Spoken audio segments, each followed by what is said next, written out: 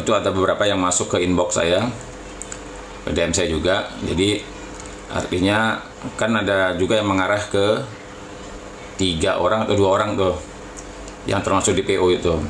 Saya sedang pelajari dulu nih, apakah kira-kira DPO itu masuk kategori bisa kita sampaikan lagi suratnya ke Mabes Polri. Nanti kita susul. Sementara ini tenang aja. Wah, Tiongkok ya? Oh, salam Tiongkok.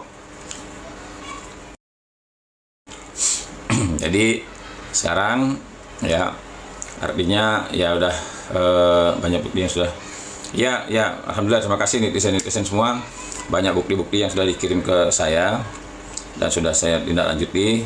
Hingga nanti saya pelajari lagi apakah memang ada beberapa nama juga yang disampaikan ke saya. Nanti tinggal saya ini kan aja. Wah, Bang Samosir biliar aja ke Santo. Oh siap. Waduh, Bang Samosir, ini teman saya main biliar nih. Bang Jombang hadir, ya siap. Madura hadir, oke Madura. Ya, semoga lancar. Nah, kemarin memang begitu saya datang ke Mabes Polri, alhamdulillah nih. Alhamdulillahnya memang kemarin saya datang ke Mabes Polri itu memang berita ini yang ditunggu-tunggu oleh netizen kan. Jadi netizen sekarang kan sudah mulai, artinya keinginan dia agar supaya Peggy Setiawan yang di Cianjur itu diperiksa. Artinya saya udah sampaikan, termasuk juga terkait dengan Eki kan. Eki kita duga ini bisa jadi bukan Eki ya yang meninggal tahun 2016. Saya juga sudah minta bahwa kalau perlu ya dibongkar makamnya. Biar apa? Biar kita terlihat jelas lah ya. Memang selama ini juga kita agak tanda tanya ya, ini kenapa kok Pak Rudiana ini kok tenang ya. Jadi ternyata bisa juga ya kan, dugaannya bisa aja ya, siapa tahu ternyata yang meninggal bukan Egy-nya Pak Rudiana kan, bisa jadi. Cuman ya mudah-mudahan lah kita semua bisa tahu nanti ada misteri apa nih yang yang tersimpan di dalam ini. Kita saling bantu, saling doa ya mudah-mudahan kita semua diberikan keselamatan, kesehatan. Kakak Vina Kakak Vina yang mana? Kakak Vina, oh ya.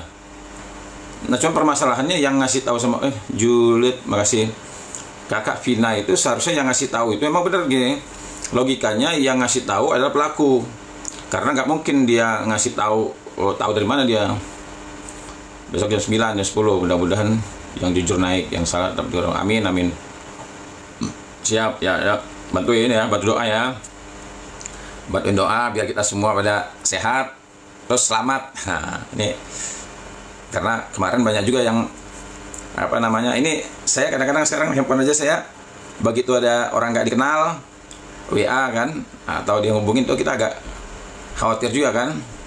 Aku yakin Peggy bebas Bang ya, aku yakin ya, mudah-mudahan sih. Walaupun gini ya, walaupun dalam sidang pra-peradilan, jadi sidang pra-peradilan ini kan siap kan, sidang pra-peradilan ini kan bukan membahas materi pokoknya, dia hanya membahas syarat penyidik menetapkan orang sebagai tersangka. Memang kemungkinan menang itu kecil kalau di sidang pra-peradilan ya, tapi artinya peluang menang itu ada walaupun kecil. Nah makanya saya kemarin bilang sama tim yang pra-peradilan, untuk sidang pra-peradilan saya belum masuk, tapi nanti kalau seandainya ternyata sidang ke depannya nanti ternyata tempur di sidang pokok, nah itu pasti masuk saya. Bang Peggy Perong anaknya Pak Cecep ceritanya gimana, apa dipanggil juga? Iya, nanti Peggy Setiawan anaknya Pak Cecep dipanggil kan, kemarinnya suratnya sudah saya masukkan ke Mabes Polri kemarin. Namanya Mega, kenapa kok nggak dicari? Ya itu juga nanti kita sampaikan juga tuh, yang kakaknya Vina tuh yang ngasih tahu itu kan. Terus hati-hati buat Kang Deddy Mulyadi, banyak yang yang beneran tuh jaksanya saudara Rudiana. Belum lagi ditelusuri apakah hakim hakim sama jaksanya kita sedang telusuri apakah benar ada hubungan keluarga sama Pak Rudiana. Ya, makanya lagi sedang ditelusuri apakah jaksa atau hakim yang masih ada ikatan saudara sama Rudiana. Kita sedang pelajari. Bang, banyak. Ini Bang menghadap ke Menko Polhukam. Iya, saya yang kemarin ke Menko Polhukam. Yang kemarin saya nyanyi-nyanyi di Menko Polhukam. Nyanyi-nyanyi keras, nyanyi rock. Semoga hakimnya aman. Amin, amin. Mudah-mudahan enggak lah. Kalau nama Alif enggak dipanggil ya Pak. Udah Andika. Nah, Andika Mahardika Ramadhani itu Andika Mahardani, Andika Rahmadani itu cucunya Pak Menko. Nah, ini saya lagi pelajari tuh Andika yang katanya Akpol itu saya sedang pelajari tuh. Kalau memang nanti banyak tanda-tanda yang mengarah ke dia, saya akan kirim surat juga panggil dia. Salam Bang Yamin, ya siap. Kabel Kalimantan Selatan, oke mantap. Kalau bisa tes DNA PG-nya, ya nanti kalau bisa tes DNA-nya gas terus demi sila kelima. Ya saya gas terus nih. Makanya kemarin saya di Menko Polhukam kan saya gas aja tuh.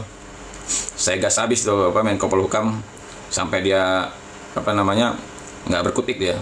Ini kalau nggak digas susah. Pemerintah pejabat-pejabat kita ini begini ya. Orang kemarin banyak bertanya sama saya begini, Bang, abang kok berani gitu ngebentak-bentak pejabat yang ada di Menko Polhukam. Pejabat kita ini di Indonesia ini ya, mentang-mentang sudah jadi pejabat dia lupa begini, ya, setinggi-tingginya apapun ya. Jadi setinggi-tinggi apapun pejabat ya, mau dia bintang 4, mau bintangnya 7 di pundaknya. Nah, dia tetap pelayan masyarakat. Jadi jangan mentang-mentang sudah jadi pejabat terus ada masyarakat mau bertemu dengan menteri, itu seolah-olah antara pejabat sama masyarakat tuh jauh, ya kan? Ya, harusnya nggak boleh begitu. Ya, kemarin saya bilang tuh sama Menko Polhukam itu, saya bilang pesan sama Pak Menteri, saya bilang gitu, jangan mentang-mentang dia pejabat, ya, merasa dia lebih tinggi. Nah, karena setinggi apapun, jangankan Menko Polhukam, presiden aja presiden aja itu menjalankan amanah rakyat.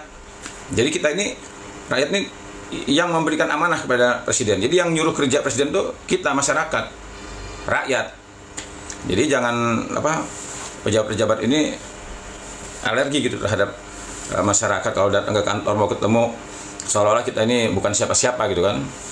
Makanya kemarin saya gebrak abis di Menko Polhukam itu biar dia tahu gitu bahwa setinggi apapun pangkat pejabat itu dia tetap pelayan masyarakat. Jadi jangan masyarakat datang dulu dilayani. Jadi tadi juga ada beberapa media ya juga mempertanyakan kepada saya bagaimana nih tanggapan abang terkait dengan kenapa kok katanya saya ini begitu semangat gitu kan, semangat membela perkara Peggy Setiawan ini. Nah, saya itu semangat membela Peggy Setiawan ini bukan karena apa-apa ya, bukan karena sesuatu lagi rame perkaranya, lagi viral, kita bisa masuk TV dan bukan karena itu. Nah, yang saya khawatirkan begini,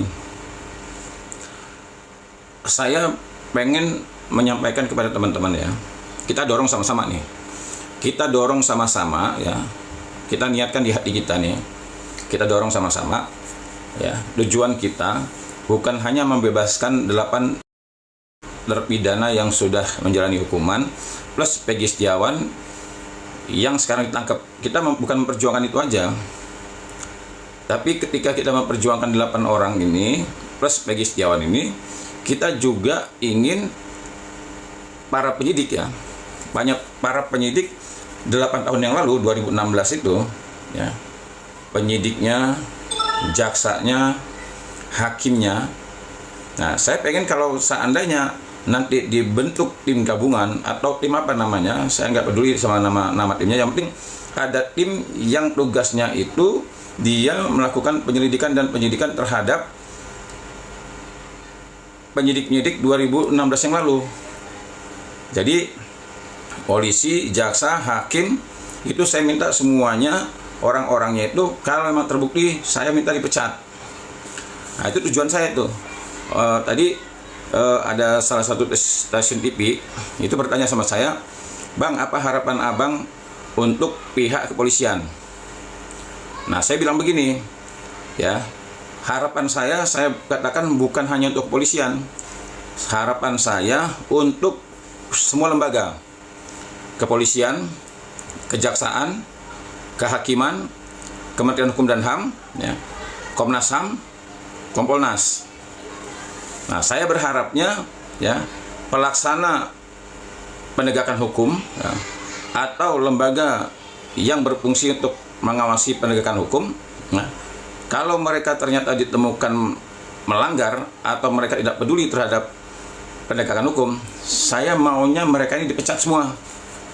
Bukan hanya polisi, bukan.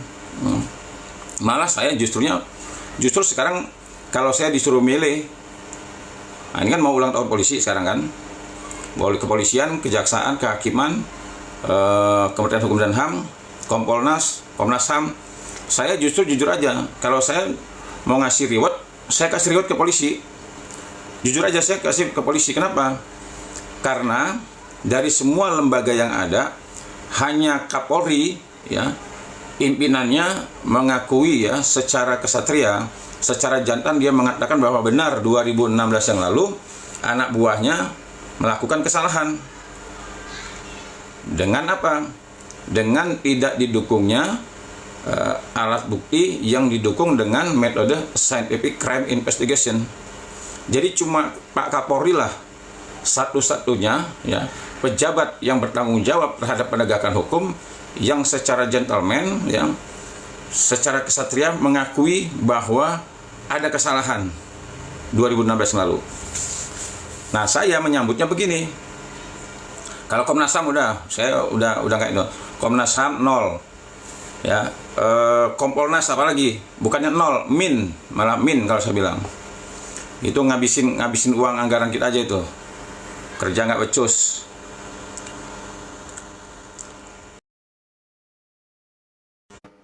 Yang paling nggak becus siapa? Yang paling nggak becus Kompolnas. Kompolnas paling nggak becus. Itu paling nggak becus kerjanya itu. Nah, apa namanya kejaksaan, komisi kejaksaan juga sama. Bayangkan hanya Kapolri lah yang berani ya, yang secara kesatria, secara jantan mengakui anggotanya 2016 melakukan kesalahan. Nah jujur nih saya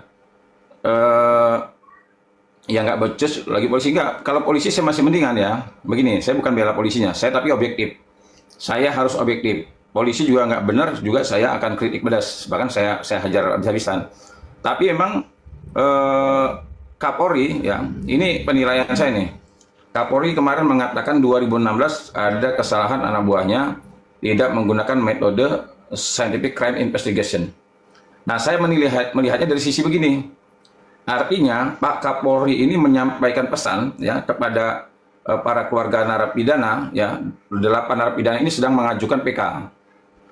Nah, kalau seandainya Pak Kapolri menyampaikan hal seperti itu, ini menunjukkan bahwa dia tuh menyampaikan pesan loh.